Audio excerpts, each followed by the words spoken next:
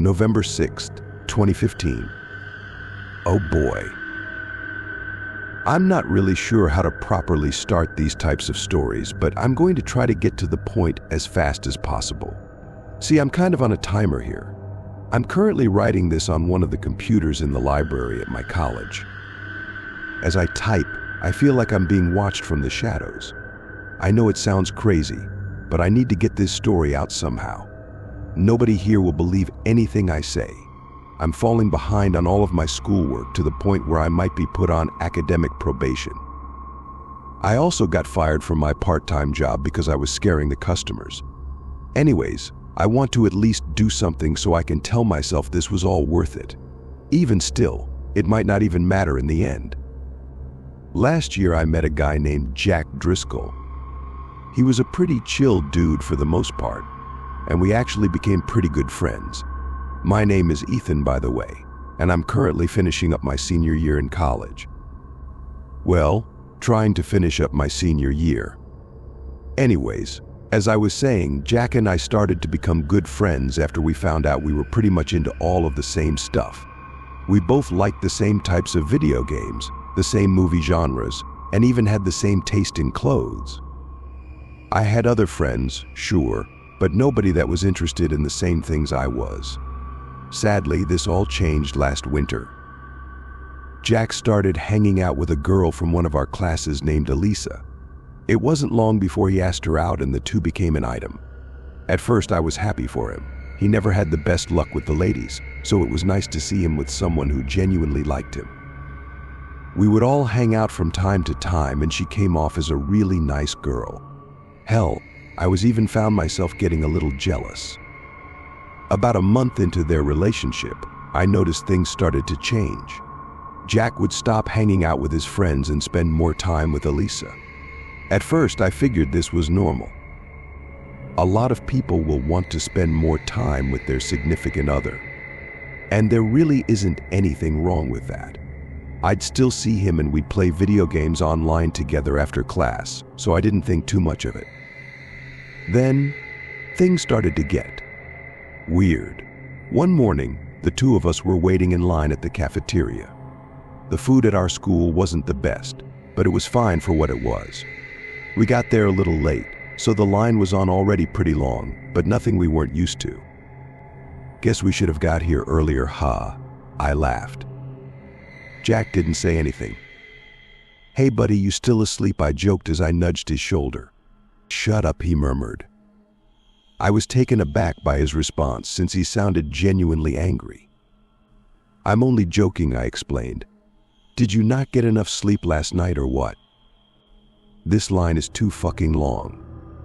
I need to get out of here. Some of the other students started staring at us now. Jack realized this and turned around. You got a problem, he yelled at one of the girls behind us. The girl froze and grabbed her friend's hand. Dude, what the hell? Calm down, I yelled back. I had no idea why he was acting like this. It wasn't like him at all. Jack didn't say a word. Instead, he just turned towards the door and ran out of the building. After that incident, I didn't talk to him. I did try to get his attention in class for a while, but it was no use. After a few days, I stopped trying altogether. After a week, Jack stopped showing up to class. One night, I ran into Elisa in the hallway. I was done with classes for the day and was ready to head back to my apartment. Hey, Elisa, I said with a smile. So, what's up with Jack? Is he okay? Elisa looked up, almost like she was thinking of the answer to a math problem. She turned back to me and answered cheerfully. Oh, hi, Ethan, she said, smiling back. For some reason, her smile sent a chill down my spine. Why did she seem so happy when her boyfriend was clearly not doing well? I adjusted my backpack before I spoke again. He's perfectly fine, she said with a grin. He's actually better than ever. Oh, okay, I said, clearly unconvinced.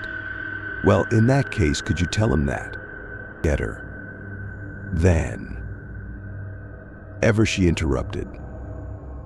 This startled me. I wasn't sure why. But something about his girl suddenly felt sinister. She walked away, leaving me standing there in my confusion.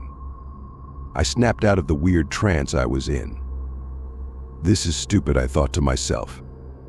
I'll just try calling him again. I had called him before, but stopped trying when I was convinced he wouldn't pick up.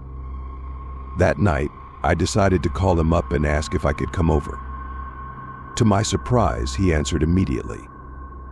"Yo," Jack answered. "Hey man, what's up?" I asked.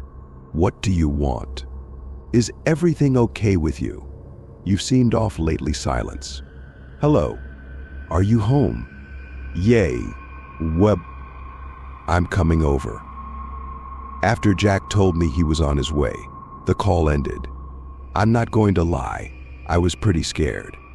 The tone of his voice sounded panicked, almost like he was trying to get out of whatever situation he was in. About 45 minutes after the phone call, I heard a knock at my door.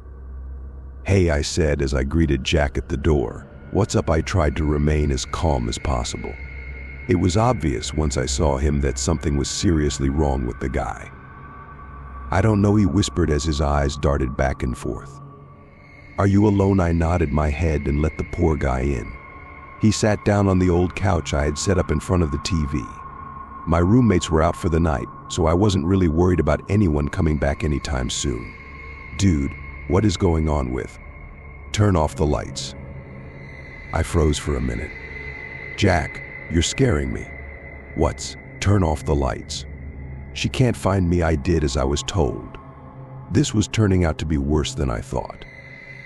"Are you talking about Elisa?" I asked, my voice trembling slightly. "Did she do something to you?" Jack didn't answer. I put my hand on his shoulder. "Dude, I want to help you, but there's nothing I can do if I don't know what's going on." Jack was violently tapping his fingers on his legs. He continued to stare at the ground as he answered me. "There's something wrong with her, man," he whimpered. "I think she's, like, part of a cult." I raised my eyebrows. I could tell he was scared, but this was a little much. Even still, she must have done something pretty messed up to him for Jack to think this way. "Why do you say that?" I asked. "Also, have you asked anyone for help? If she's scaring you that badly, you know you can go to the police, right?" "I can't." He jerked his head to face me and I almost threw up. Jack was crying, but his tears were black. I thought I was seeing things at first, since the lights were off, but he confirmed my suspicions with what he said next. "She did this to me. I don't know how, but I know it was her." He continued to cry, the black liquid staining the couch cushions like ink. "The other night she caught me crying these gross fucking tears and said that I was ready." What the fuck is that supposed to mean? I didn't know how to answer him. This was totally beyond my realm of understanding, and I knew there was nothing I could say that would give him any relief. "We'll figure something out," I said, after about a minute of total silence. "But we should call the police. You should also go to the hospital. Whatever is going on with your eyes can't be good and needs to be looked at." Jack wiped his face with the sleeve of his hoodie. "She can't find me," he said, calming down a little. "If she finds me, I'll—" Jack fell silent as we heard a soft knock at my front door. "Jackie, I know you're in there." It was a girl's voice. "It's time to go. They're waiting for us. Your friend can come too if he wants to." Jack sprung up from the couch, ran towards the back door, and disappeared into the woods behind my apartment. "Jack, wait!" I yelled. It was useless. I raced after my friend while dialing 911 on my cell. I told police what was happening and they assured me officers would be on their way as soon as they could. Before I could respond, something hit me over the head and I blacked out. What happened next still seems like a horrible nightmare, but I know what I saw was real. When I eventually came to, I was tied to a tree trunk. There were several figures standing in a circle around another figure who was strapped to a chair. As my vision returned, I could see that each figure was wearing a long black robe and a blue mask. I focused on the figure in the chair. It was Jack. I tried to scream, but my mouth was taped shut.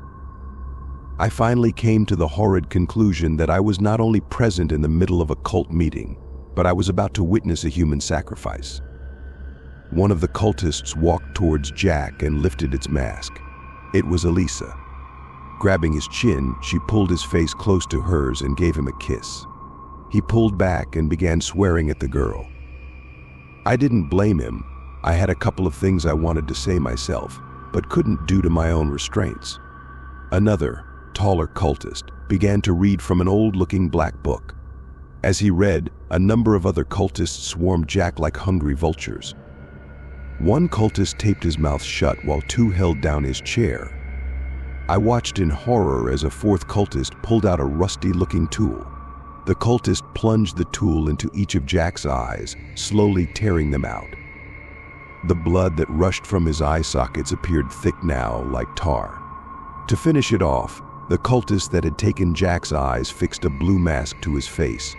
He was still alive, but for how much longer I had no idea. As the one cultist kept reading from the book, the ground beneath Jack began to tremble. Black tendrils sprouted up like demonic weeds. Some of the tendrils wrapped around his waist, others his ankles, and one even plunged itself down his throat. I was beginning to pass out. Suddenly I heard sirens in the distance.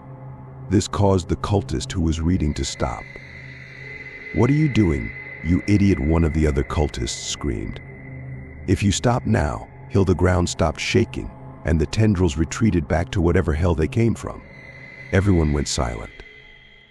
The cultists all seemed to freeze and, for a moment, almost looked like statues. The silence was soon broken by faint, sinister laughter coming from Jack. "You made him mad," Jack hissed. These were the last words I ever heard my friend say. I watched him break free from his bonds like they were nothing. Jack charged each cultist, tearing them apart and splattering their entrails all over the frost-covered ground. My vision started to go, and the sounds of the screaming cultists seemed to fade into the distance.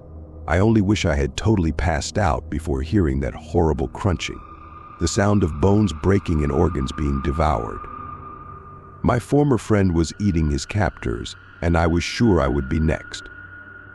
I woke up to a police officer shining a light in my face. "He's up.